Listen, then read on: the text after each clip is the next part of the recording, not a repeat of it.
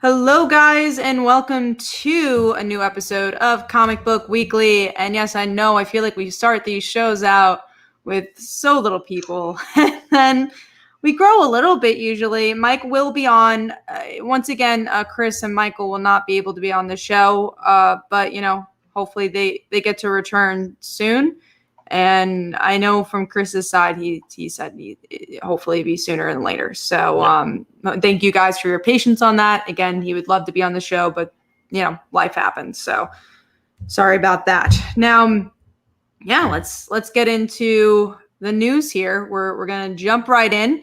And we have very little comic news this week, and even the one Mark news. So if only one of us wants to talk about it, again, there's only two of us here, so yeah. Doesn't quite matter on that front. But yeah, first up is for Brant, new Harbinger series from Valiant. Yeah, so I'm excited because this was the original Harbinger series when Valiant relaunched. That was what really pulled me into their world, and it's also the series that introduced Faith. And I just loved all those characters, and I'm a sucker for like those teen team books, and that's kind of what Harbinger was. And so I'm excited to see it back because it's been gone for a while. So I have not read any Harbinger, but it's always cool with Valiant that they have volumes that are very new reader friendly. So if like you like the creative team or whatever, then you could jump onto it and not really feel lost, which is pretty cool. Yeah. Trying to see if there's any comments. We got a lot of comments on our thumbnail. That'll be the last topic of the news. We are going to discuss it, so don't worry. Where's Mike? Mike is gonna be on. I love that all the comments are, where is everybody else? They don't care about us. Just where's everybody else? Where is everybody else? It's the longing, right? Like if you don't have it, you're longing for it. So yes, Mike will be here hopefully soon. Actually, we're all running late. Usually at least one of us are early and we're just waiting for 15 minutes for whoever else is late. But this time we were all equally as late, so it's all our faults this time. So we're really, really sorry. But yeah, let's get into the next comic news. This is actually kind of comic and TV news, TV news. Hulu is going to advertise comic books at the end of every MODOK episode, which is really cool because I feel like this is something that the comic industry has been discussing for a long time. Is how do you convert the fans that love superheroes and TV and movies, millions and millions of people, to 100,000 people that like comics, and why is there such a divide? So maybe doing something like this, if MODOK's super popular, they'll be like, oh, I like that story, I'm going to try that out. So I think this is a really cool way to hopefully get more people in the comics. Yeah, and I think the only time I remember, excuse me if I can talk, the only time I remember seeing this is when during the New 52, I think DC had a marketing campaign where they were, for a short time, they were promoting comics at the end of the Warner Brothers things. I don't remember. I remember seeing that that logo that they had for the DC logos, the pillback logo. You know what I'm talking about? The one nobody liked. The one that really vanished pretty quickly. Yeah, exactly. So during that era, I remember seeing some ads, but it was very short-lived. But yeah, I think it's cool that Hulu's going to be promoting comics, and hopefully it does bring more people in because, let's be honest, as older fans get older, there's no new fans coming up, and if there's no new people coming into comics, then there's no comics. So exactly, and there just has to be new avenues for it. We do have a question from Kid Collector Comics. Are they going to do the same for Hellstorm?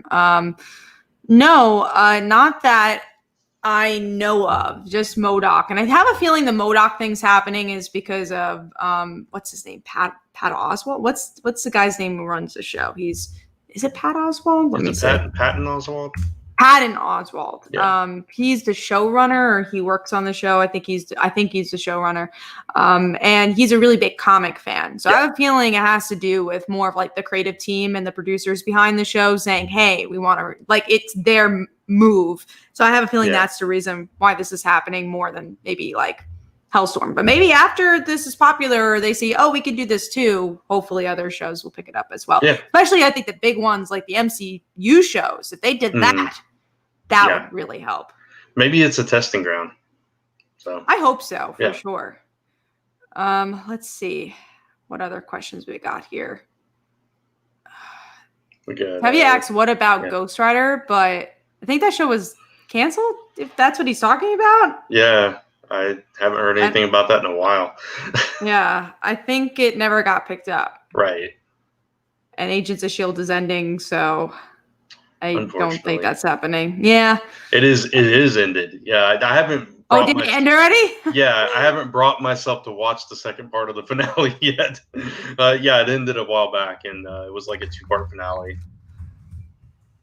So hopefully you get to watch it at some point. When I can make knowing your viewing. Yeah, I was gonna say knowing your viewing. I don't know if it will, but yeah. Hey, Mike. What's up, Mike? Hey guys, what's up? How's it going, everybody? I think so. There's Mike. Yeah, see, Mike's here. Everyone was like asking for everybody that wasn't here. Where's Mike? Where's Michael? Where's Chris? And we're like, hey, we're here too, but we understand that you're longing for the people that aren't here. So. Yeah. Yes, I've made it. I just got a lot of stuff going on. Just new puppy and AC was leaking water in the garage when I went in here. So, and I thought I sucked it all up from this afternoon because I guess it was clogged, so it wasn't draining water. And I don't know. There's still water coming from it, and I'm kind of confused. I'm kind of dumbfounded by the whole thing. So that's what set me behind. Of course. And it seems like I was telling the audience before that we were all running late. Like usually at least one person will be on by 10, but me and Brant pretty much came on at the same time, and that was like 10:15. And then you said you were running late. I'm like, it doesn't seem like any of us are going to be on time this time. So it just kind of worked out that way. But yeah, we talked about the media news. I mean, not media news. We talked about the comic news, which wasn't a lot. So we're going to go into the media news. And since Mike just jumped on, let's talk about the Conan TV show. There's going to be a Netflix show. Let me just talk about Netflix for a second. They're canceling all these other shows. Like one of my favorites, Teenage Bounty Hunter. I freaking love that show. And then Glow. That was a good show.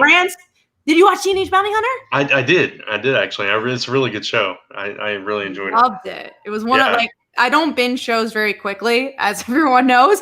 But I binged that show in a day. I'm like, oh man, this is so good. I love it. And it got canceled. And then Glow got canceled. And I was like, Netflix. Yeah, Netflix. You know, I never finished that other season of Glow. I never finished it. The later seasons were a little slower than the beginning, but they're still good. I still enjoyed it, but it only had one more season. That's what really sucked. They're canceling all these shows because COVID. Right. Just wait. Just wait till it's clear, and then come film the last season that you promised us. It sucks. Yeah, I agree. Like, wait the couple of years. And even Teenage Bounty Hunters, a lot of people were very surprised by that one because it was on the top 10 for a really long time.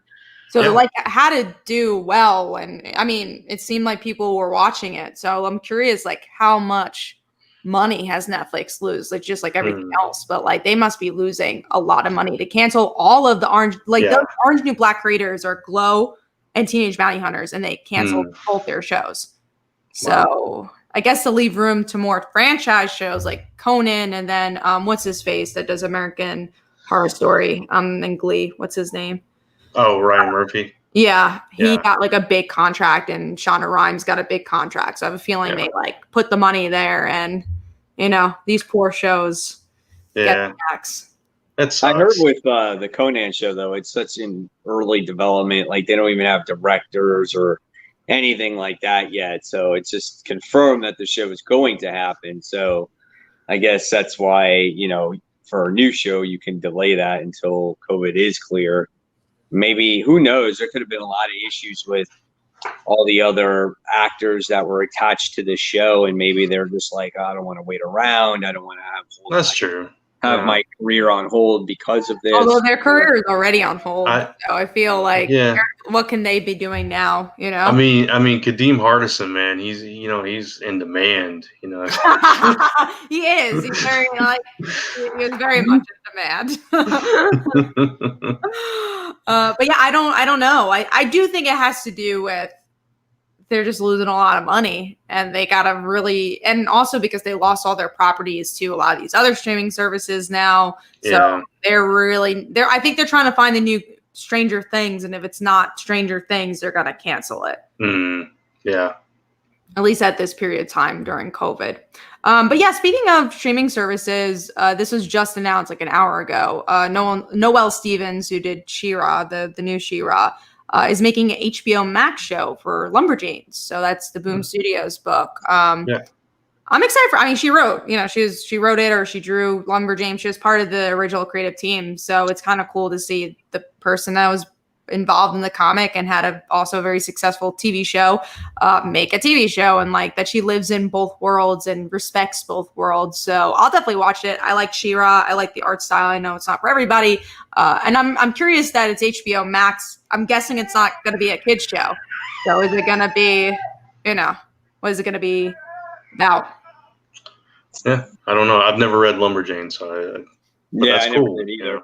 I haven't either, so but I'm still gonna watch it. I do have the trade of the first Lumberjanes, but I never got into it.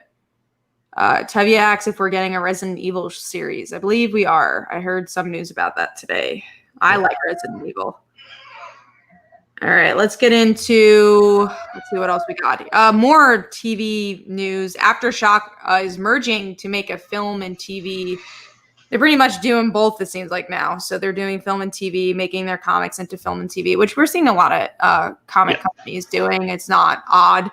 And, that means they can be more in control of their IPs. So, yeah, I think that's pretty cool. Yeah. It's, it's like you said, not unexpected. But, it's cool because they have a lot of properties that would easily translate to other media. So that's, I'm looking forward to see what their first property is going to be, that they give that treatment to. So. Yeah, it can't be a bad thing. I mean, I think that's pretty awesome. Anytime you got comic company that can start producing shows and movies and all that other stuff, that's kind of like taking it to the next level. And that's kind of how you really, make it into the mainstream. And then that's how people can check out all the other stuff that came out previous, just a matter of what comes out, from Aftershock. Yeah. Who knows? A few years down the road, maybe Last Number Press has a TV movie deal. Yeah, you never know. Right? I think that's very possible. I'll write that TV script for you, though. Okay. I hope I get a gig from that. We got Jason A, who says, haven't been very active for comics, just came back, and I have no idea what to read for DC and Marvel. That's always a hard question when it comes to DC. January, yeah. For DC, yeah, you're coming in a time where it's like steeped in events and that kind of thing. So, Marvel, man, I don't know. Marvel's also kind of hard right now too. The stuff are like not really, they're trying to catch up with a lot of their events that they were supposed to do, and because you got the whole X-Men stuff going on, and you're about to do the Avengers store stuff, and it's. I feel like back issues are a friend right now. I hate saying that, but a lot of what's going on with COVID, I think trades is your answer on this, or indies. Any other, Mike, did you have any recommendations, or are you on the same field as us? I mean, I would recommend anything on trades. I mean, if you have favorite heroes that you read from the past, then I would say just read up on the most current trades to get caught up in the story, because we're coming towards the end of the year, and a lot of stories are either at its climax or there's an event going on, and in order to understand that, you gotta read everything. So it's like you kind of can't read Venom right now because for Marvel though, there are 2 books. Spider-Woman just started. That's only 4 issues, and Black Widow. Those are very, and then for DC, Batman 3 Jokers, because it's very contained. It's only 3 issues. Yeah. Also Thor, which was only 7 issues in, so I mean, that's not right. too much. And a start of an event too, right? Which is kind of cool. So you can, if you want to jump into a Marvel event, Thor might be a good bet. Just depends if you like those characters too, right? Exactly. So, of course. Although none of us really like Black Widow and are enjoying the Black Widow series, so. Even though it's only 1 issue in, so we'll see what happens. Might not enjoy it further, but knowing Kelly Thompson's track record, I rarely start to dislike her books. I usually start getting into them more as the series goes on. Like I might start like, oh, this is not an arc for me. But most of the time, like I like her books the more they continue, like Captain Marvel being a good example. I actually like the first issue of Black Widow. Oh no, me too. But we're saying like, how about we get I gotcha. Okay. The only thing that I did not like was I don't like her Deadpool. I don't know if it has to do with maybe it has to do with the artwork. I'm not a fan of Bocciolo's artwork, so maybe that's part of it too. Yeah. I know I like the dialogue from it. Just not a fan of like him being king of monsters, and I don't even know if they're still doing that, but I just couldn't get into that whole story. Yeah. We do have another question I saw. And sorry for the confusion for Black Widow, because Tizzy said, "Oh, I actually like Black Widow." No, I liked it too. I was just saying, like, I have a feeling like issue 2 will be good, because I've never read a Kelly Thompson book where issue 1 was like really good, and then issue 2 is like, oh man, where did this series go? You know? Yeah, Black Widow was good. It really was good. I liked it a lot. I read it twice. I read it when I got a copy back in March, and then I read it again when it just came out most recently. Yeah. Jason A says, yeah, but I got confused on the second issue for 3 Jokers, just random humans. Like, I'm so confused. We'll definitely get into 3 Jokers, so if there's any confusion. I will say with 3 Jokers, you need to have some background on those characters, I guess, because you need to know a death in the family and Killing Joke, I think, are the 2 things that you probably know about that. We also have Jamie. The death of Jason Todd, that too. Death in Family. Is there any other ones that you feel like you need to know for 3 Jokers? I don't think so. I think those are only 2 stories you really need to know to get it. Yeah, I think so. Yeah. How much time do you get to also read your comics weekly? I'm so behind, especially since I work. Are you all up to date? This is a fun question because I think all 3 of us have very different answers for it. Yeah, with me, I didn't even read all my books for this week. So that's a resounding no. Like 2 or 3 of the books I had to read this week, I had like 2 or 3 back issues to read. So that's why they didn't get read. So it depends for me. So like this week, I had a very busy week, getting a new dog and everything else, and just not being able to read comics like later on in the week. So when I got my books on Wednesday, I made sure I read every book by Thursday. So I read every single book by Thursday, but usually I don't like to sit down and read all the books because then I tend to forget stuff. But I typically would like to read 3 to 4 books a day. That's what I try to do. And read enough by the weekend so I can plan out my week's worth of videos, because obviously we got to, fill in the time by making and planning out the videos as well. So a lot of stuff that goes into it, but I try to get most of them done by Friday and then have like 4, maybe 3 or 4 left by Tuesday. So interesting for me. I read all my books on Wednesday. So just because of work, it's kind of hard to spread out all the days. And also I need to read the books for work pretty early on, because a lot of times they'll be like, hey, have you read Warzone?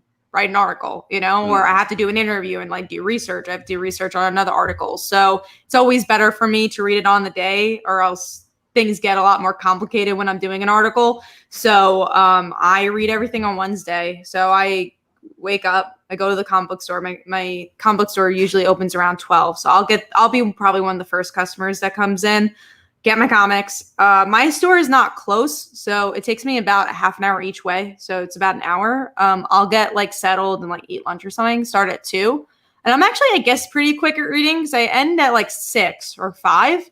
I'll record my episode, my best comics episode, and I'll take about an hour or so, or half an hour. And then editing takes about 2 hours. And then I'll post the episode around 8 or 9. And then I'll do the premiere and I'll be around 9. Yeah, no, it's all day. I know. I couldn't do it. I'm more like you, Mike. I try to read like 3 or 4 a day. Yeah. But sometimes if I have a really busy week at the end of the week, I'm late getting my books and then I'm late starting. So then I get to like a week like this week where it's Tuesday and I'm like, oh crap, I got 8 books to read still. Yeah.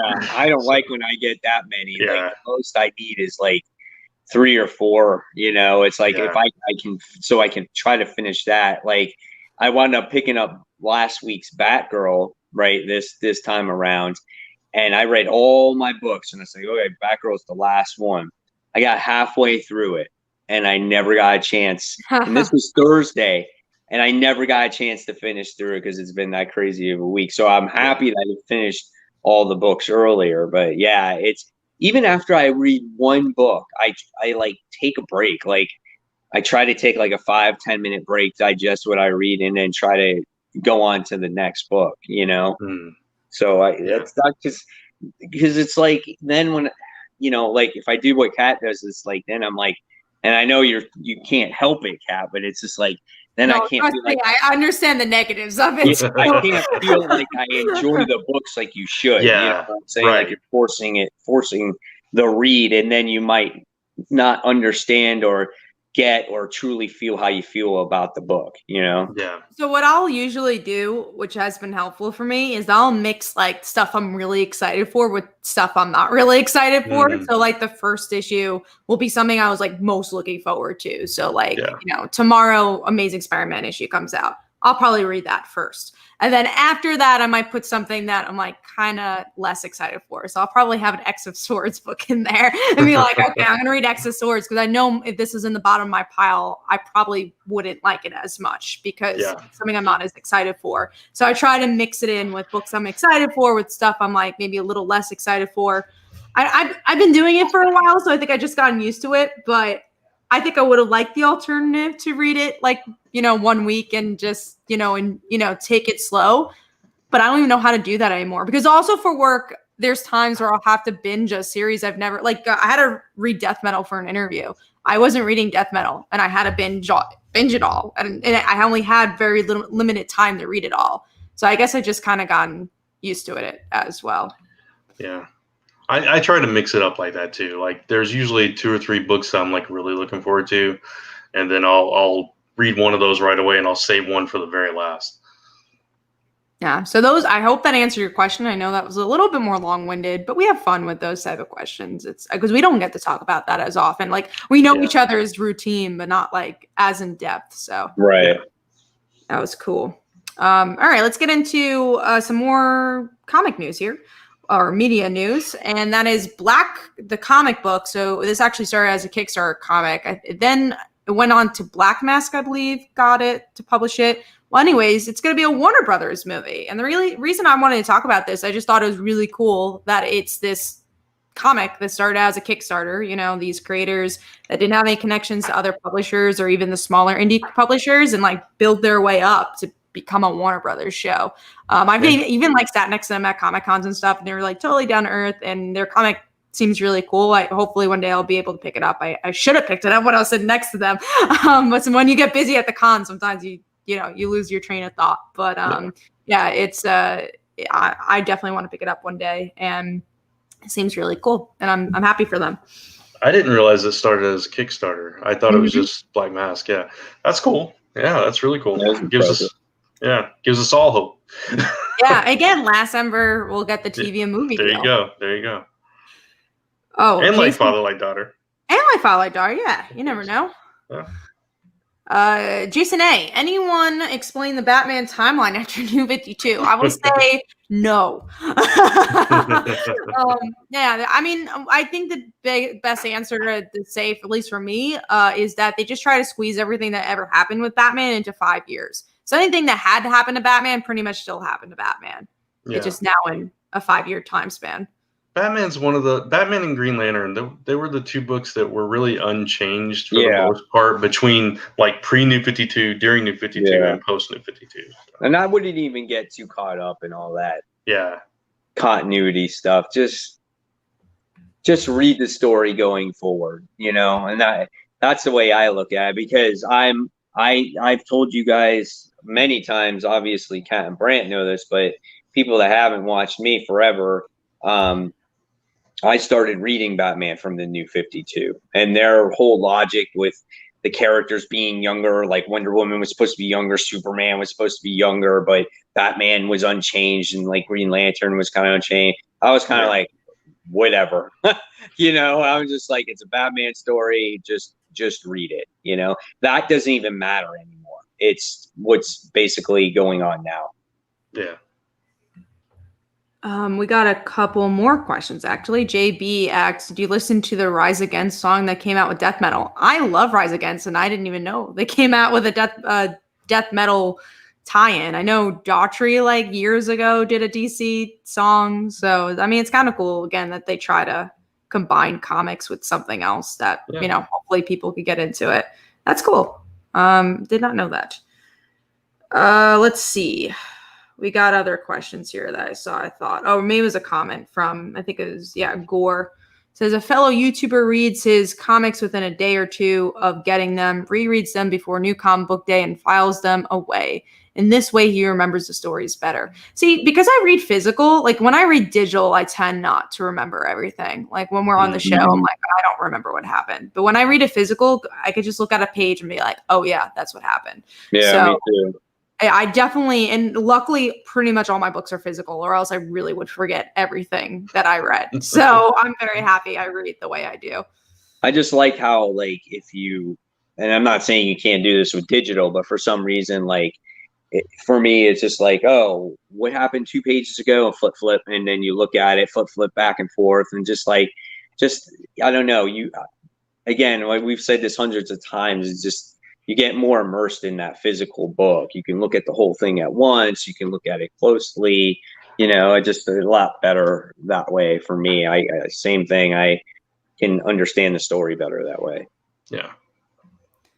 So we have our second to last news piece here, which is Miss Marvel was cast for her Disney Plus show, and this is Iman Vellani, who is a newcomer. So she hasn't done anything previously. And I think she looks exactly like Miss Marvel. I'm stoked. I've been really excited for this show. I'm a huge Miss Marvel fan. I think there's so many cool possibilities, especially with our supporting cast. I think there's already so many interesting high school narratives that could be told within the superhero stuff.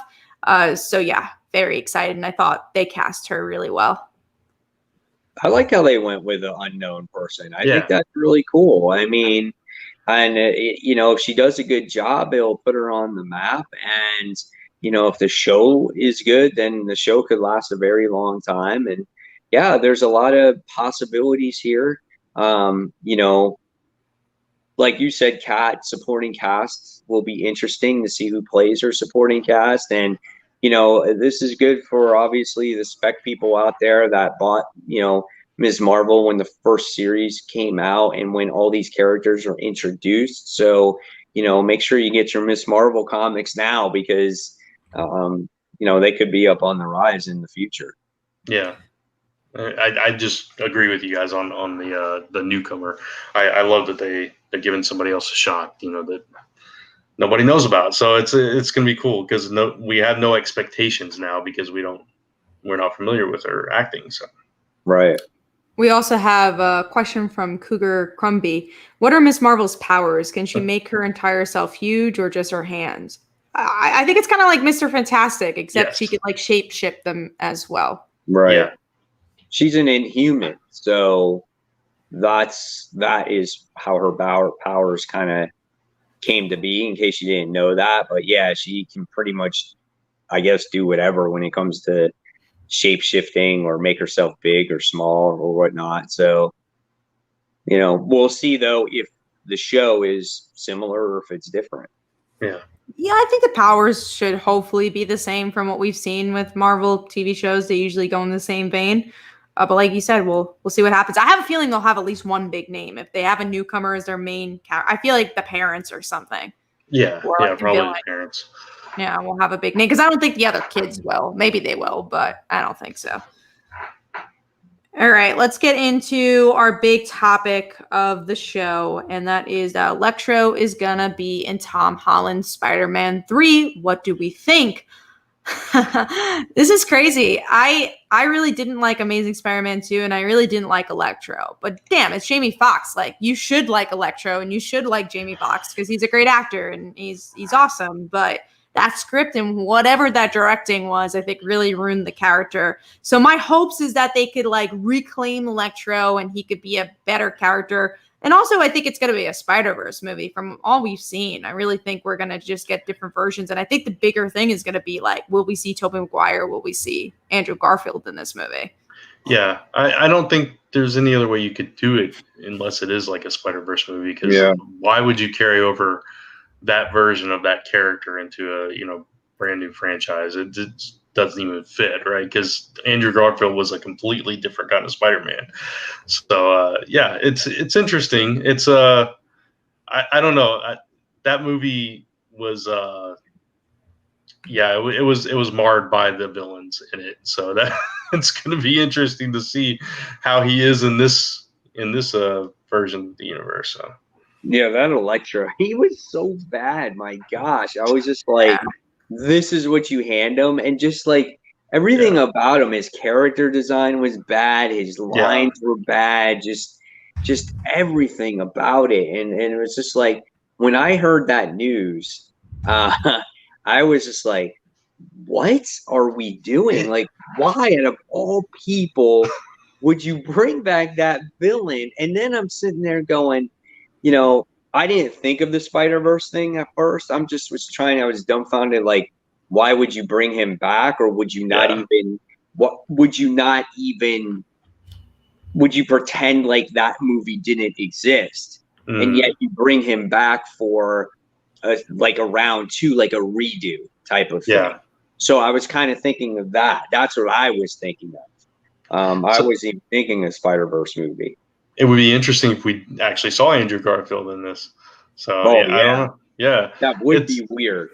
Yeah, it's like it's like Jamie Foxx was doing because he was on In Living Color. I'll use that example, like an In Living Color version of Electro in that movie. It was just right. It was like a spoof. I agree. And it must be the direction though, because obviously we've seen some great stuff from Jamie Foxx. Like I think it really is rare. Well, except also Annie was not a great movie. He just didn't like have a good time period during that era. But like he has some great movies, so I think he can do well if writing and directing was better. Yeah, I mean, maybe he wants to do it to redeem himself too.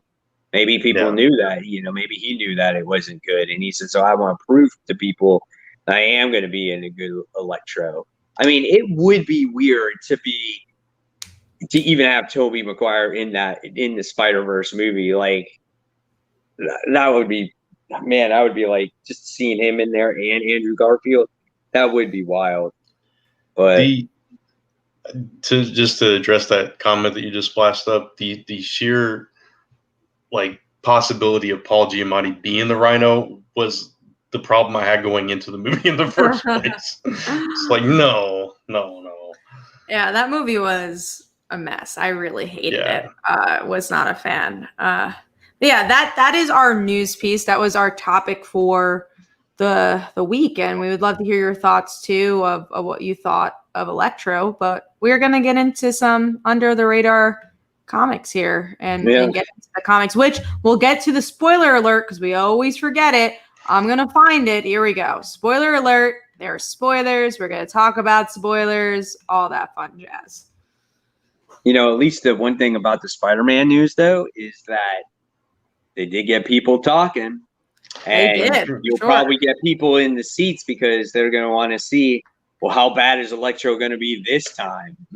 So again, it's a way to get people into the seats and get people talking, and they definitely. Well, if we ever get back to the seats, yes. Right? Yeah, maybe in your household, Yeah. So it's a shame what happened to Regal, so they closed down again. So I heard, Regal. It's just a mess. Are any of these movie chains actually gonna survive? Yeah, I don't know. Time will tell. And then when COVID's gone, they'll open up a new movie theater chain. I don't know how well they'll get their money for that one. But. All right, so let's go, guys. Let's get into the nitty-gritty. Let's talk about the under-the-radar comic books of the week. Brant, did you have one or no? I did not have one. I didn't read enough books to have an under the radar. Okay. All mine were in the big books list. All right, so Kat, what was yours? Mine was Immortal Hulk, however you say the threshing place. This was good, and not surprisingly good because it's Jeff Lemire. It's also Del Mundo, who I really like, who did Weird World.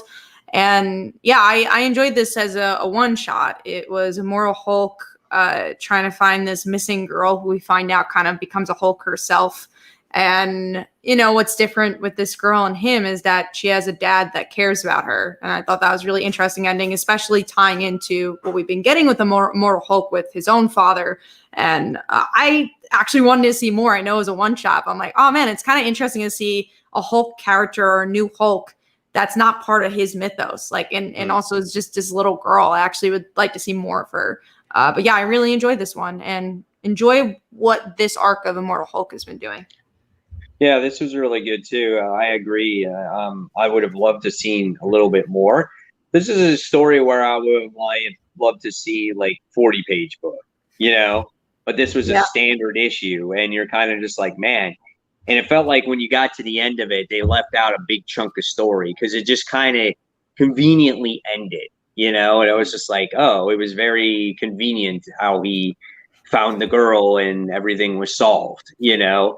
Where I would have loved to continue seeing more mystery there. I think that would have made the book a perfect book for me. I liked the book. It was interesting. The artwork was different. Like you pointed out in your panels, Kat, that the transformation was wild. And it was good. It was a great read. I really enjoyed it too. That transformation was gnarly. Yeah, it was so weird. I really like this book too. I know you guys, you told me I would enjoy it, so I tried it and I did. And the one thing I really loved about it was you could, like, when he walked away, you could hear that old Hulk music. Do, do, do, do. Oh, yeah. I mean, you could just, it was that whole vibe, and it felt like kind of a love letter to that classic version of the character for me. So I enjoyed that, and I kind of connected with that mystery as well. I like that. So I would have, both this one and the She-Hulk one, I would have loved to have seen more of. So.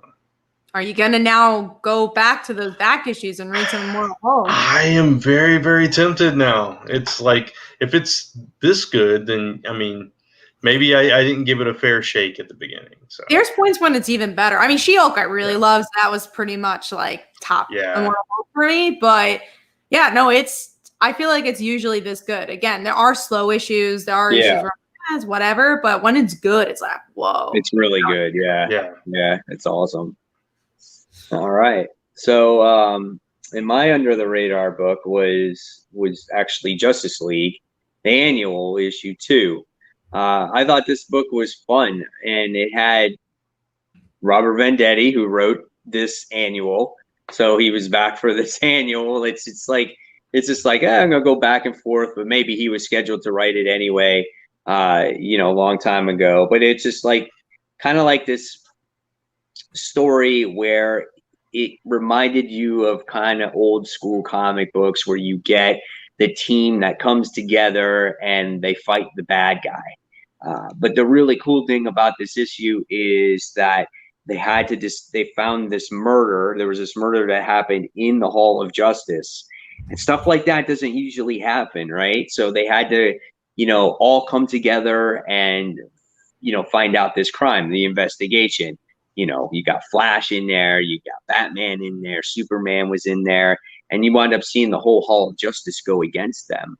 And you're like, oh, wow, what's going on with the Hall of Justice? And you'll wind up finding out that it goes back to the original story arc that Robert Venditti did.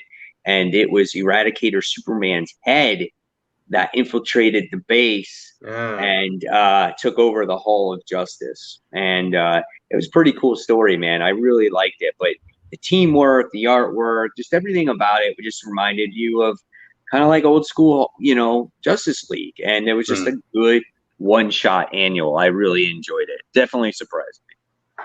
Cool. All right. So now we're going to go on to the big books of the week. So yes, once again, there will be spoilers because we are talking about some of those biggies this week, and we are going to be talking about Batman 3 Jokers, issue 2. So let's talk about this book.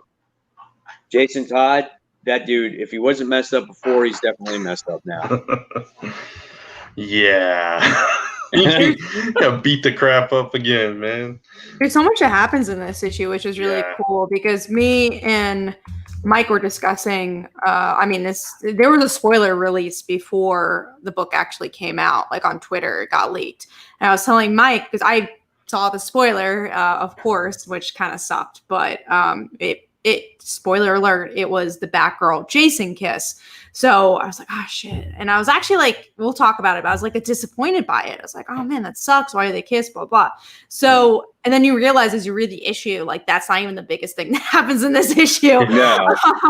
Like that's like a small thing and definitely something to talk about, and we will discuss it. But like is Jason Todd going to be the third Joker? Like, are they going to find a third Joker? Jason's going even more crazy. Batman's ignoring Jason's problems once again. I personally really enjoyed this issue. I thought it was really good. I don't know how to feel about the Jason Barber kiss. I like that their feelings are complicated and everything's messy and it's really human.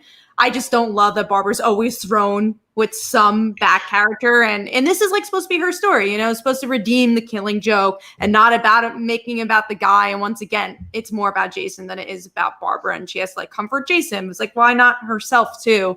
So there's things I feel a little conflicted about, but I do like that, you know, the issue felt real and messy. Yeah. I mean, they obviously share a bond because they've been through similar experiences. And she understands how he feels. You know, and Jason just like, he never knew that anybody truly cared, you know, and I thought that was a moment, that exactly what Barbara said. She's like, I'm sorry, it shouldn't have happened, but it was a moment.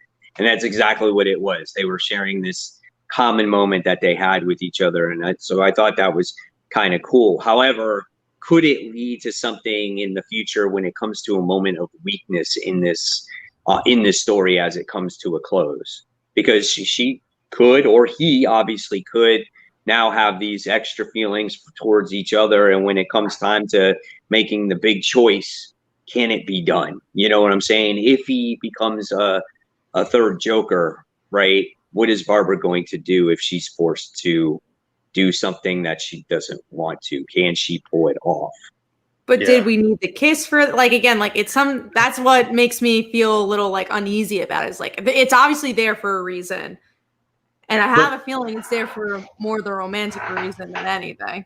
But is it though? I mean, I hope not. I think that's great if it's not. Like if it's just a kiss, that's good. Yeah. Because anybody could be in that kind of situation where you go through something really serious together and you connect for that moment, and then it's like, oh yeah, this can't happen kind of thing. And that's kind of the vibe I got here. And I love, like you said, Mike, that she actually said that to him. And I think you're right though, that he's probably, you know, kind of feeling a little bit more than she is. And who knows what, you know, further psychological damage that's going to do to him in the future, especially with all this stuff going on where he may be the third Joker or whatever. And to address like the comment from earlier, like, are there actually three Jokers? Are these normal people? Are these, you know, pulled out of different timelines? We don't know. We still don't know all those answers. Yeah. Or all those people in the pool, just Jokers that were cooked up. That's what these Jokers are, and maybe there's even somebody else behind the whole thing. So we don't even know that. That's what's quite interesting about that story too. And what's kind of crazy about this book too is like, I feel like a lot of times when events come out, like Doomsday Clock even, or, you know, Death Metal, I'm like, oh man, there's so many issues of this book. Like, when's it going to end? You know? And then you have something like Joker, you know, 3 Joker, where you're like, how are they going to fit this all in just like 3 issues, right? Like, I kind of want more, which I like. I'd rather have a story where I want more than I want less. Like, I want a good conclusion, but I want to be like, oh man, I love this so much. Give me a sequel. That's when you know a book is really great. So I hope it does take the landing with next month. Yeah, absolutely. Yeah, it's a shame that it's going to end up kind of like, man, really? That's it? 3 issues? So it's but the artwork is so good too, and just Mhm. it's so emotional, man, and just the trauma. I mean, this is a book with trauma done right, Yeah. 100%. You know, so yeah, good stuff here. All right, so next let's talk about Department of Truth, issue 1. Now, we knew that Brant wasn't excited about this one. So he was like, you guys tell me if this was good, and then maybe I'll try it. So, Kat, what did you think about this one? Yeah, I didn't tell me it was good, so I didn't try it. No, I actually really liked it. I wish I guess I forgot to tell you about it, but I enjoyed this issue. Same reservations I had about when I went into it, though, is that I didn't love the artwork. It does take a while to get into, but once you get into it, it's good. Now, maybe the reason I didn't mention it because it wasn't like, oh my God, I just read The Department of Truth. It's a must read. And I know for people it was, but I'm like, oh, this is a really interesting book. I'm interested in issue 2. I'm not excited for issue 2. So I think there's like Immortal Hulk, I think I was more excited about, where I'm like, oh man, you gotta read like Immortal She-Hulk or this. But it was a really interesting book about conspiracy theories, and they introduced the main character really well, where, he kind of gets mixed into all these conspiracy theories, and then is hired for the Department of Truth, which is the title of the comic, and it's about hiding conspiracy theories, and it's a very interesting idea of exploring what is truth and what are conspiracy theories. Are they legit? Are they not? It's interesting weird too. Yeah, it's weird. It's a weird story because it's like, oh, if you have enough people that can think it's going to happen. So it's kind of weird. It's like, oh, if you have enough people that believe that the earth is flat, then you're going to start seeing that the earth is flat, and that it's the power of suggestion. And the herd mentality for sure. It's just like, okay, like I'm going to follow the sheep, and that's really, it's a very like psychological book in that way. Yeah. It puts a microscope on the overall American society, which was cool. I like those type of stories. And the artwork was done, I think, on purpose to give you that cloudy judgment. That's why the artwork looks like it does, because you kind of see it like a little foggy. Is this really happening type of thing, So it was interesting. Definitely something different. I didn't love it. I didn't hate it either. And I'm still on the fence if I'm going to invest in the long term with it. See, that's the thing. I'm definitely getting issue 2. Will I get issue 20? Right. And that's what I'm still kind of like. It didn't blow me to the way where it's like, I must get this second issue. It's like, man, I should maybe read it just to see like where it's going, and maybe by issue 2 or 3 it might hook me, So gotcha. So that's the Department of Truth. Next, we have another new number 1 that came out. The one I asked you, if it's good, let me know. Right. And so this one was Shang-Chi issue 1. I'm not reading issue 2. All right, so I'm good. I'm safe, or unless Brand says it was amazing. No, I don't think you'd get behind it. I will read issue 2, but that's going to determine for me whether I continue on or not. I liked it well enough, but I don't think you would like it, Kat. Okay, I'm glad I didn't miss anything then. I just didn't care about him like living with this grandmother and working at this place. That was a little weird, yeah. Yeah, and he's like, oh, you're eye candy for the customers. They all want to see you. And it's just like, oh, here's a number, you can date my niece. And then it's just like, all of a sudden, it's just like he had his ex-girlfriend or something that came and tried to warn him? The agent, Yeah, the agent. And then all of a sudden, then you wind up getting the other people that come breaking in the house, and they tried to fit so much in this issue, and all at the same time, I really, for some reason, they didn't get me to really care about Shang-Chi himself. Yeah, he was kind of watered down in this issue. I agree. It was like, so the reason he was working at this shop, Cat, was because he saved her shop from a burglary, and she offered him like an apartment, and so he started working for her, I guess, out of obligation.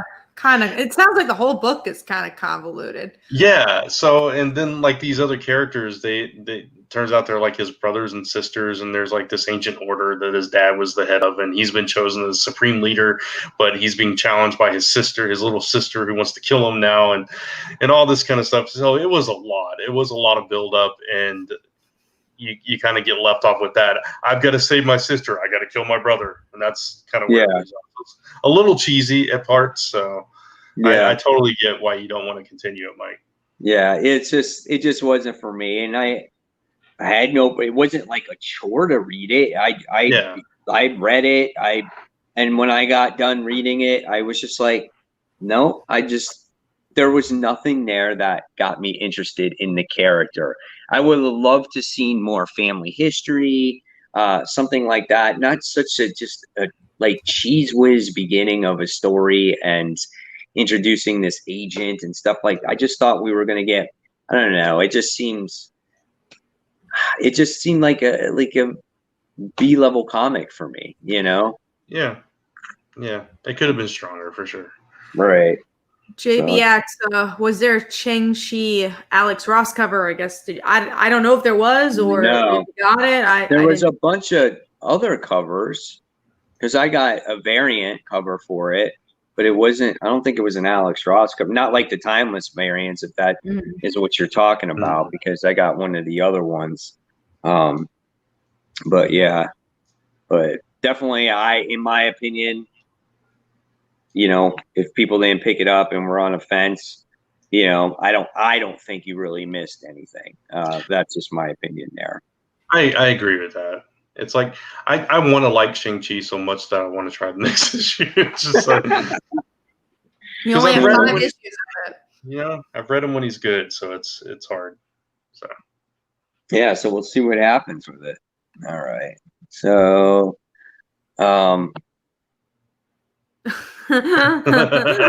we lost Mike. He probably just like pressed exit by accident. Yeah. What do you think the movie will do? I have no clue. I think it'll be a martial arts movie, which will be cool. Yeah. Visually, it'll be, you know, pretty stunning, I think, just because of that aspect of it, the martial arts. But so you're talking about the Shang-Chi movie. Okay. What do you think the movie will do? I mean, I'm hoping the movie will be a lot better. I mean, you know, we haven't been disappointed with Marvel movies very much. You know, some people have their favorites and some people have, you know, not so favorites. But, you know, most of the time these Marvel movies are good. So I'm keeping my fingers crossed that it is a solid movie whenever it comes out. Yeah. Plus, it'll be an origin. I'm sorry, Kat. I was just saying. Plus, it'll be an origin story, so you'll get all that steeped mythology behind, you know, where Shang-Chi comes from and his family and all that stuff. So that'll be interesting. But this was also more of an origin comic, kind of, but didn't work out. So. It was like really, one though. Page. It was kind of story, like Yeah, and then it's like Shang-Chi and working at a bakery. You're right. We're on pineapple buns. Yeah. Sounds fun. It's like, oh, look at your superhero physique. I'm like, yeah. She literally said that. Yeah, you stay out front. You draw in customers. Yeah. Okay. All right. So, let's talk about our official number 5s now. My number 5 was book we already talked about. We're starting it already. The Immortal Hulk, The Threshing Place. So that was my number 5. Kat, what's yours? For once, my number 5 wasn't something we talked about, and that is Wonder Woman issue. Mine too. Issue 763. I like the end of this arc. I still really don't like the art. I know they're changing the artist for the next issue. But I enjoyed Liar Liar. I liked her origin story. I was a little confused by her origin story at first. I'm like, did she kill her mom? Did she not kill her mom? I don't know. I think she did. I think she did too. But it was a little flip-floppy because it's like at first she's like, yeah, she just veered into a truck, and then she's like, but I also told her why. Yeah. I thought that could have been a little bit better the way they did that. But yeah, it was interesting to learn more about her, and I liked the little ending with Maxwell Lord finding out that Wonder Woman might kill him. So that's gonna be interesting. I think what they were trying to go for, and they didn't have, you couldn't do that in one issue, is that like surprise reveal that she killed her mom. Is like, you see at the beginning of the movie where she dies, and then later on it's revealed, oh, that's what happened. But they're trying it was to make it not so predictable, because it was a very predictable ending. So they're trying to put a twist in that. Yeah, I actually like the art. You probably can't see it's too far away, but that picture with all the 80s cartoons and stuff on there, that's by that artist. Oh, okay. So I actually like the art, but I like the art. It doesn't bother me either. I feel like their faces are spaced weird. Okay. But yeah, I like Liar Liar. I thought that was like wrapped up a little bit too quickly. That whole thing. Just, oh, this is my new neighbor. Oh, she's not who she says she is. Oh, she's a villain. She's trying to kill me. Okay, it's over. They could have put that as a subplot, and carried it out a little bit longer. Maybe the next story arc. I agree. Where you didn't see it until later on. So, but don't drag it out. It's like, no, don't drag it out like the Kindred situation, but could have dragged it out like, one more story arc. It was like, by the end of it, you realize that, oh, this was all just to kind of reintroduce Max Lord and get that subplot going. So that's what it was. But he did become more interesting because he has this daughter, and that was cool. And like, he might die. So like, I think they did well with that.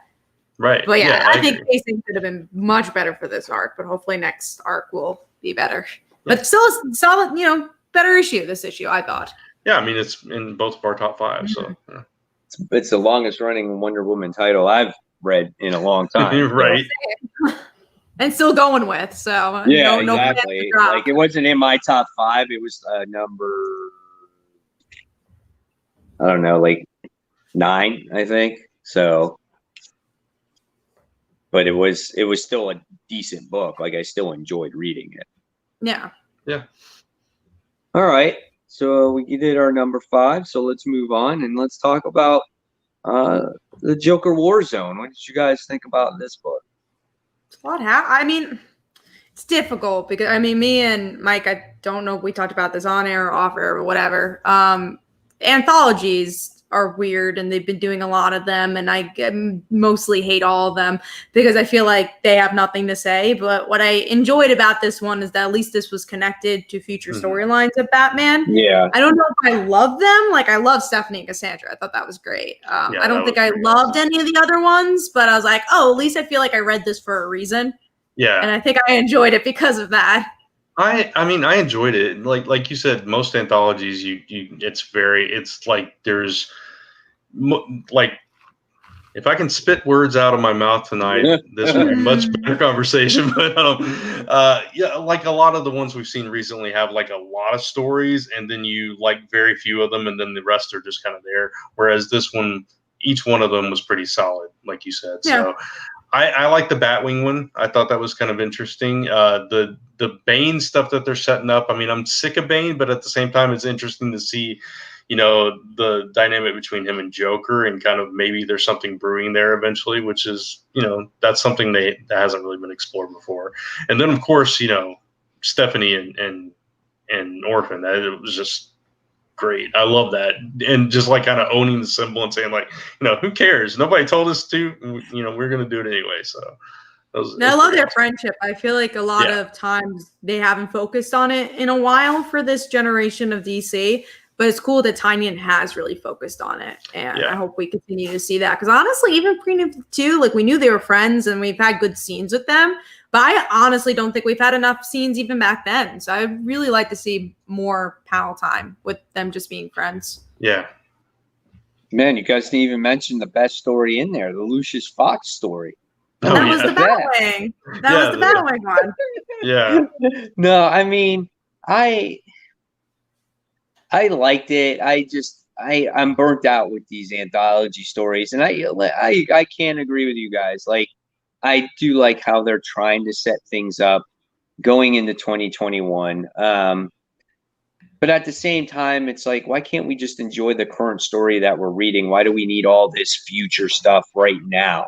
Like, because a future slate. There's the new future slate thing coming out. Yeah. yeah. It's like, but let's like leave something that's a little bit of a surprise.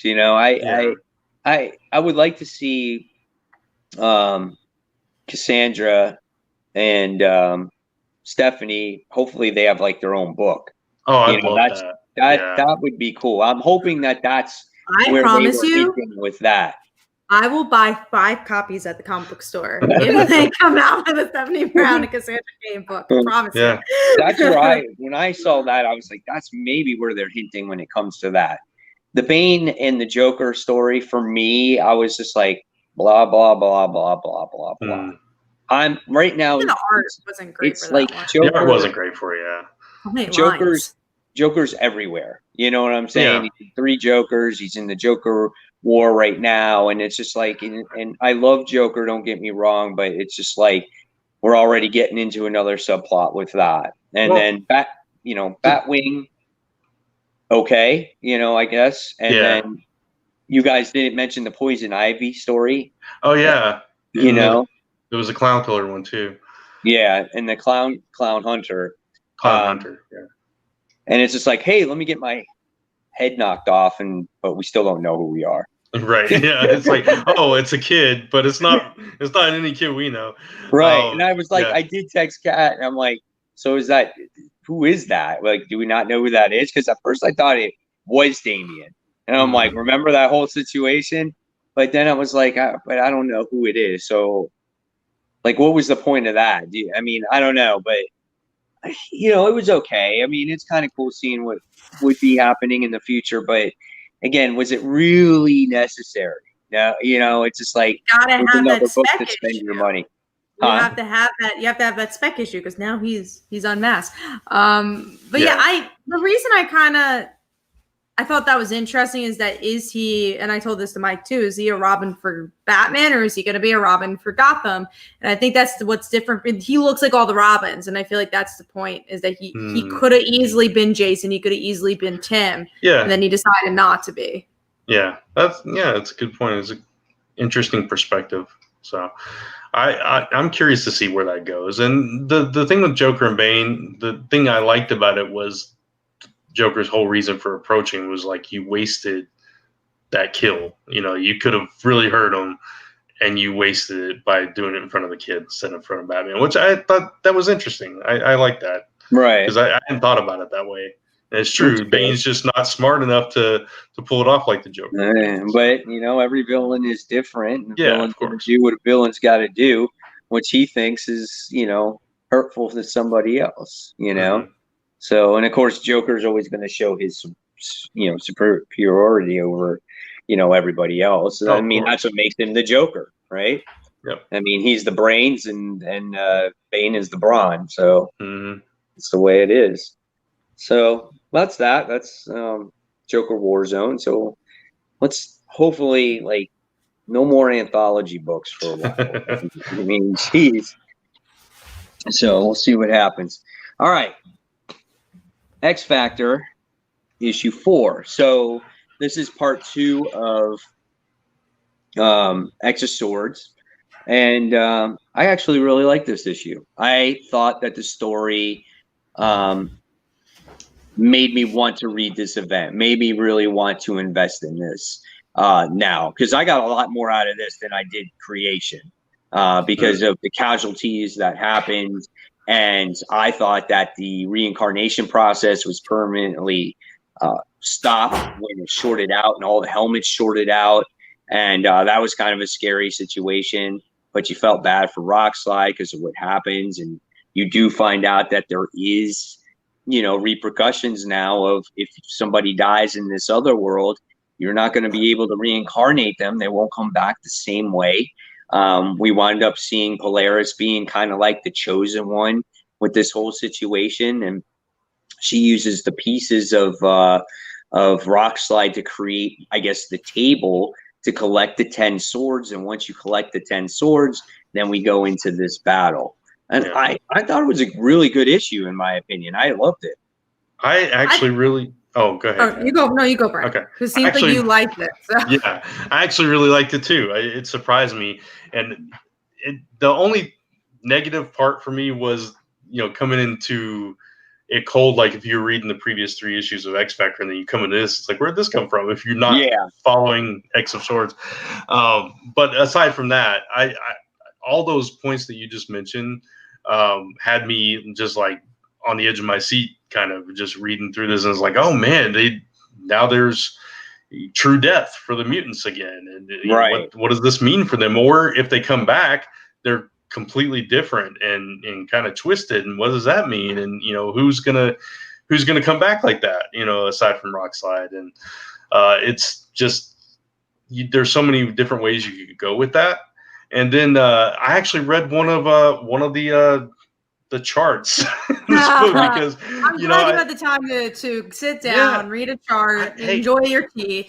I wanted to know who all these sword bearers were. So do we find out with the chart, or do we? I thought that was there's a page where sorry, Brent. There was a page where Polaris actually says she says this chant. And then there is a white page that gives you the description of what she said and what every sword means. Yeah. So then you can figure out the pieces. Yeah. Doug is trying to decipher who's who, and he's like, this sounds like this person. This sounds like Warlock, and I'm going to be with him. But what does this other part mean? And it's, and all that kind of stuff. So it's like some of it pretty much gave it away, and other parts it's like, well, who could that be? So that was an interesting little read. So see, as an Ileana fan, I was a little upset that we didn't find out. Obviously we know why she's going to be part of the X of Swords and why she's going to be part of that little circle, but I feel like she just shows up and was like, but why? And for me, that's the exciting part. I'm ready for the duel. I'm ready for the swords. I'm ready for people to fight. You guys see the journey and the quest to get those swords. I don't need the 30 parts. I want the swords. No, I do think this issue is better than Creations, and I agree. I like the reincarnation. I really enjoyed that aspect. I don't really care about Polaris, so I don't know if I enjoy that she's the middle of it all. And there are a lot of characters I just don't care about. That's why I don't read X Factor, but I do think it did build the mythology really well.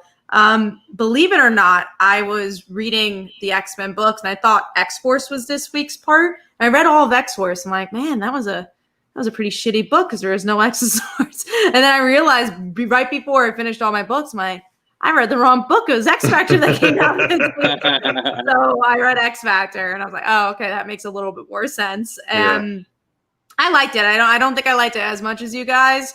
And it was definitely more middle of the road for me, but it gave me a little bit more than a little bit more hope for what the rest of the event will be. But yeah, give me the swords. Give me Ileana why she's part of this. Cool. Yeah, I'm looking for that journey too. I am looking for that journey and the fight. And I'm glad this issue is great. Just seeing the desperation and how the Five didn't know what to do when everything shorted out. And I thought it was actually going to be a lot more dramatic than that. I thought that Professor Xavier was done. I thought all the helmets shorted out, and I thought they weren't going to be able to reincarnate permanently, that they weren't going to have their leader. I thought there was really a lot of bad things about to happen. And unfortunately, I was like, oh man, I was actually disappointed, Okay, so here's the other thing. What happened with Apocalypse? Did he I was so confused by die that. Or didn't he die? I don't know. I thought he died because, the reincarnation's not working as well, but I don't know. Because they made it a thing. It's they said oh, well, you're, it could be, by your passing, it could take longer, and it was kind of it was hinting you won't be missed, Yeah, but at the same time, on that page that we talked about, Doug references that he went after a sword, so he's gone. So it's well, how'd he die if he left and he's hunting a sword? So that doesn't make sense either. So maybe it's his ghost that's holding the sword. I don't know. We do have a question/comment from Jaime or Jamie, I don't know. I believe X of Swords and King in Black will cross over, or just Null will show. I think that'd be way too much overkill if that happened. Yeah. I'm trying to keep those separate. Which I feel like X-Men has been so separate from everything that I wouldn't be surprised if they kept it separate. Yeah. All right. All right. Next, sorry, I am putting my most anticipated because it wasn't on there earlier, and then I forgot to check again, Brent. So That's cool. all right. Let's see. What are we at here? Number 4. Number 4, Right, yeah. number 4 books. All right. So going on to number 4. My number 4 book was actually was my under the radar book. Was that Justice League Annual book? So I really enjoyed that one. All right, Brant. What was your number 4? Mine was Immortal Hulk: The Threshing Place. So we already talked about it. Nice. Cat. Mine was Joker Warzone. We already talked about it. All righty. Stephanie and Cassandra are in it. It had to be in my top 5. Right. All right. So we talked about Wonder Woman, issue 763. So that's that. Strange Academy, issue 3. Good book. I just felt like not enough happened in this book. Yeah, Agreed. it's also like been a while since this book has come out, and I feel like it's also a little cluttered. Like I want to know these characters separately a little bit. Like I kind of wish there was every issue you learn a little bit more about each character, and then just exploring New Orleans is like, oh, that's fun, but only if I know who everyone is. Like I genuinely, generally know who they are, but I don't know like that much about their personalities. So I feel like it was too soon for a story like this. I agree. I was forgetting who was who and what, the important parts that we learned in that first issue, and where it had been a while, I was just, it was kind of like, oh, I got to remember, okay, that character does that. Okay. So yeah, it was a little convoluted for this early on in the series. I agree. It wasn't a bad book, wasn't a bad issue, but I don't know. It was missing something for me. Yeah, that's my problem with this book, or potential problem with this book. I want it to be not so cluttered. Kat made it perfectly clear. Yeah. Like, let's get 2 or 3 characters in the book and let's focus on them. And then let's get another 2, 3 characters and let's focus on them. Then you can start putting them all together, you know? So it's like we don't need one single panel of every single character on the page. You can't really learn about them all that much, Yeah. There's so much potential for these characters because overall it's like a fun book. It's cool that they're learning about magic and like obviously we're all still reading for a reason. But yeah, if it continues to be this like this for another 5 issues, I don't know how long this is gonna be on my pull list. That's a problem I always have with Transformers comics because they throw so many Transformers in there and they're just like all talking over each other, and it's like I can't keep up with who's who and what's what and all that stuff, and that's the same kind of vibe I got in this issue. Gotcha. Definitely valid points, and I feel the exact same way. All right, so now we're going to move on to number 3, and my number 3 is a book that we're going to talk about next, and that was actually Chew, issue 3. So I like this issue of Chew. Obviously, this is the other point of view of Agent Chew's sister. Was this Saffron Chew? Is that her first name? Sage. Or Sage? Oh, is that the other sister? Depends on which one. Sage is the Sage is the one that she framed. I don't know. One of them's I can't remember. Saffron's the bad one, I think, right? Yeah. Saffron's the one that they're focusing on. Yes. Yeah. So in this issue, I found that it was kind of cool because, obviously, like I said, we're seeing the point of view from her side of things, and we get to witness her kill people for the first time. So it's making her more of a criminal, and you get to see how manipulative her boyfriend is, that is putting her on that really bad and negative path, which is quite interesting. And I love the characters that they introduce in these books, like the old grandpa, like, that was in the wheelchair that they used to set up the crime. And even the guy that they set up the crime with that she killed, which is the guy who drinks energy sodas and knocks people's heads off. Like, dude, that stuff's so original, man. I love that. And the book is so good. It's so funny because that aspect of it is so original, but their names are so generic. That contrast is hilarious. Yeah. But overall, I mean, it's a great story, and I love seeing her journey, and I love seeing the little clips of Detective Chew as well, because You get to see like Agent Kobe for the first time before he became like that cyborg face, and just how the chicken flu pandemic like type of situation started happening as well. So there's a lot of good elements in this book that I'm really enjoying, and I can't wait to see how much further they take it and where it goes from here.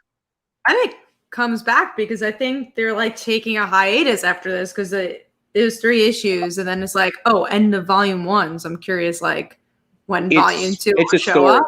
It's a story arc. That's just the way they've always done their story arcs. So like, will it be next month? Will be the next issue, or do we have to wait? Yeah, no, it's not taking a break. So like, it'll always say, well, this says part 3 of 5, the first course. Oh, does it? Let me look. Like in the beginning of the book, it said part 3 of 5. So I don't know. At the end, it says end the first course, chapter 3. That's the name of the story. October 28th. Yeah, October 28th is issue 4. Okay. Yeah. Let me see issue 6 then, when that comes out. Issue 6 doesn't have a date. That's interesting. I made this listed thing come out for it. But you're going to get this is a 5-part story arc. Yeah, so do you think there is an issue 6, or do you think they'd like make another volume then? Though, you know what? I don't know. I mean, I'm hoping that they'll continue it. But that's always the way that they always did their story arcs. The way they named them, the first course. This could be, maybe they might name this one the second course, third course, dessert, something like that. They've always named it after a food, some type of like food thing. So I don't know. Hopefully it does go on. I want to see a journey here. I think John Layman has a story, and I think he has definitely a definitive ending when it comes to it. I hope it doesn't end after only 5 issues. I hope it's a much more in-depth story. Yeah, I feel like we definitely didn't get enough if it's only 5 issues, but if it's a long journey, I'm excited for the ride. Agreed. Right. All right. So then that was my number 3. So what is your guys' number 3? Mine was Department of Truth, so we talked about it. Joker Warzone. So we already talked about it. There we go. All right. So let's move on here. So let's go on to number 2. And my number 2 was X of Swords, the X Factor book. So we already talked about that one. And Brant, what was your number 2?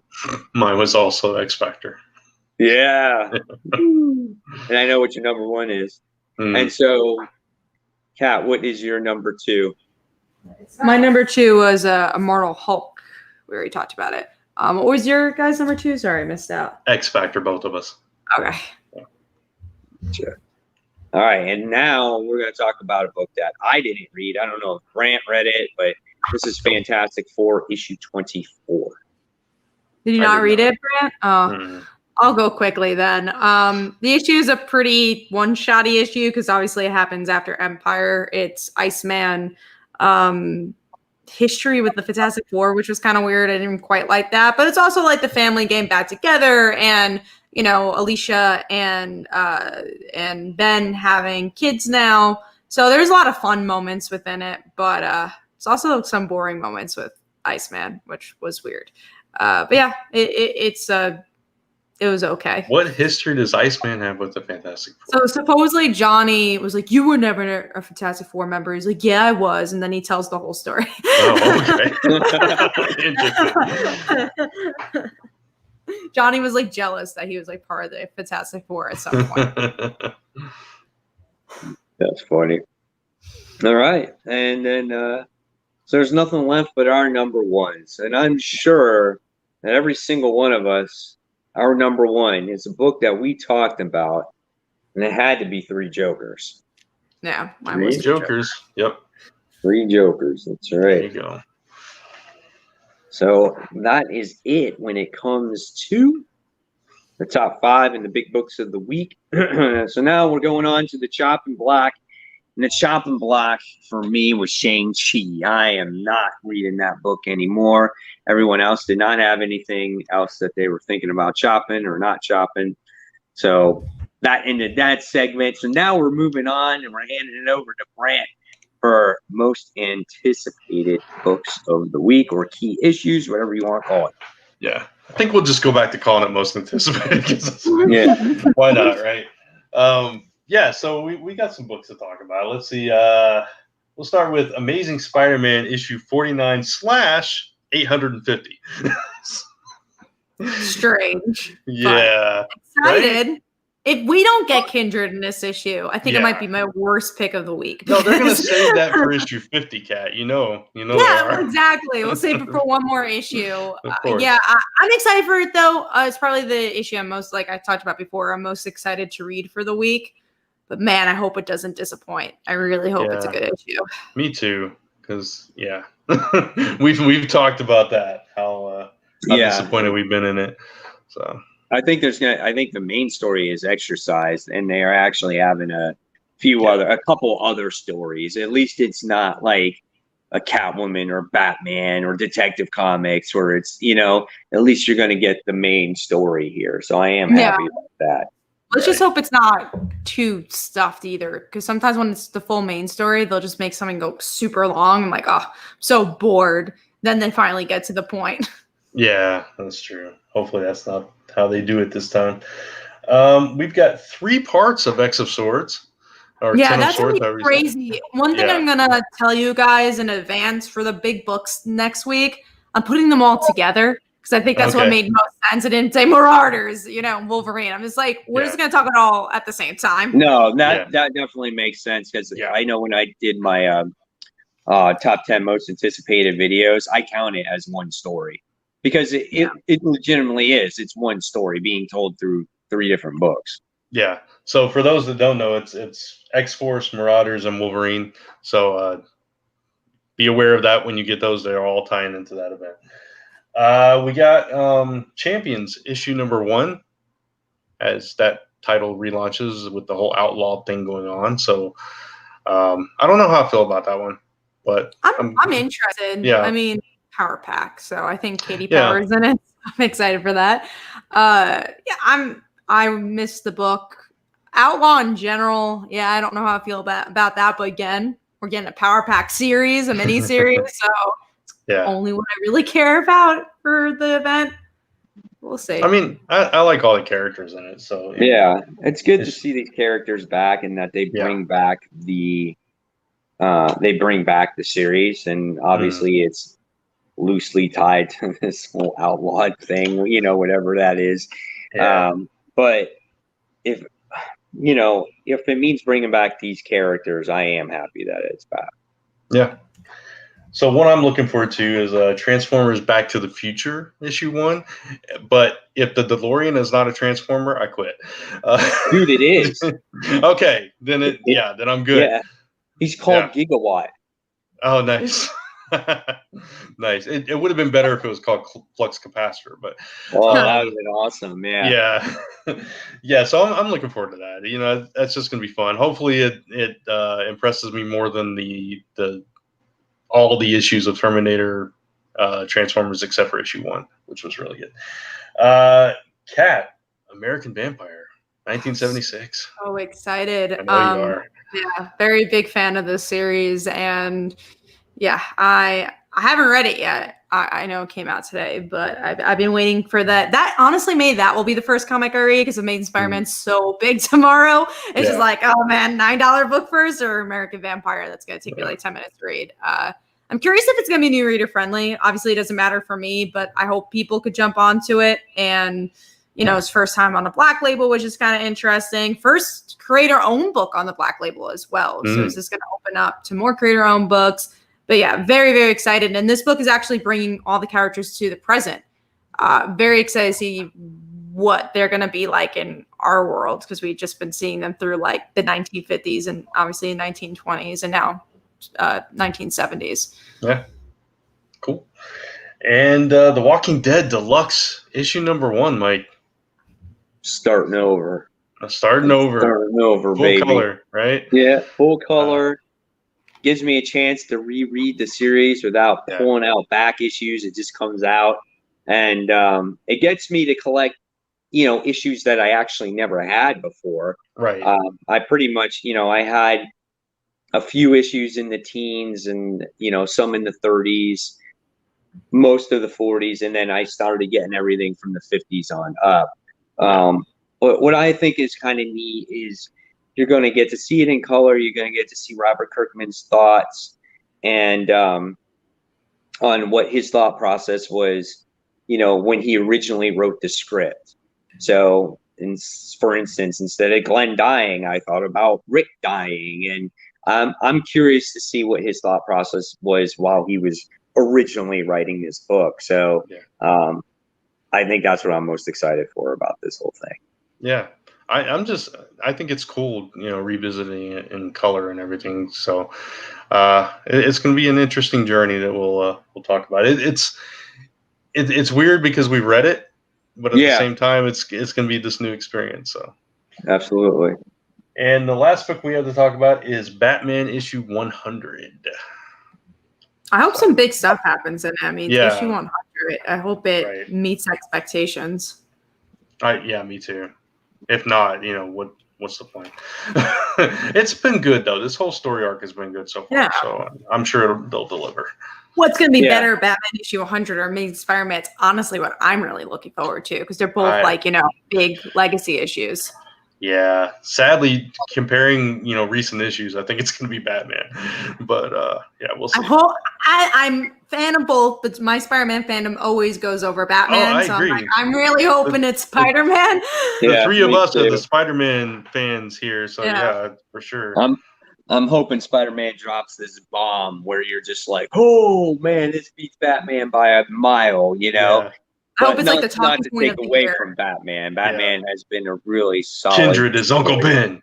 If it's Uncle Ben, I'm gonna be upset. But it's interesting because this week was once again gonna be a Batman title, and we were just every week we always have something Batman to talk about. And again, nothing against it. We all love Batman, and I love talking about Batman. But it's sometimes you want our big title to be about Spider-Man. And we tried for this week, and we're really going to try for next week. For sure. All right, and that's it. That's it for most anticipated. So. Cool. So I guess we'll start wrapping up. And I opened the show, so I guess I'll close it this time. But yeah, anything we'd like to share? I will say that I posted an article. So before you read Amazing Spider-Man tomorrow, suspects for the Kindred character. I wrote one for Newsarama, and I remember a couple of weeks ago I was thinking about it. It's oh man, that'd be kind of an interesting article to pitch because we all had really a lot of people. They're it could be this person, could be this person, and I'm glad my editor greenlit it, and I really liked working on it. So hopefully you guys could read it. Yeah, absolutely. And the Celestial Falcon issue 2 Kickstarter relaunches tomorrow. Oh, wow. Only running for 10 days. So jump on it. And I'm going to have my comic book haul tomorrow. It might be a little bit later. So for you guys that are expecting it, just anticipate it kind of later in the day. So, and that's pretty much all I have too. It's just going to be a very busy week for me. So you're talking about reading your comic books. I don't know if I'm going to get them all read this week. I can tell you, I got another one of those major tennis tournaments this weekend. So that really puts a wrench in a lot of things. Well, hopefully you get some alone time and read at least read Spider-Man and Batman. That's all we ask, right? Yeah. So. All right, guys. Well, thank you for joining us. We hope you enjoyed. We had a good time talking about comics, and we'll see you next week, the exact time. And we're going to put up our little brand here so you can subscribe to us, which I pointed in the wrong direction as always. Got the bell. You have all our social medias you can follow. And please like the video because that really does help this podcast reach more people. So please give that a like. It's so easy to do. So do it. Thank you guys, and we'll see you next week. Bye. Bye, everybody.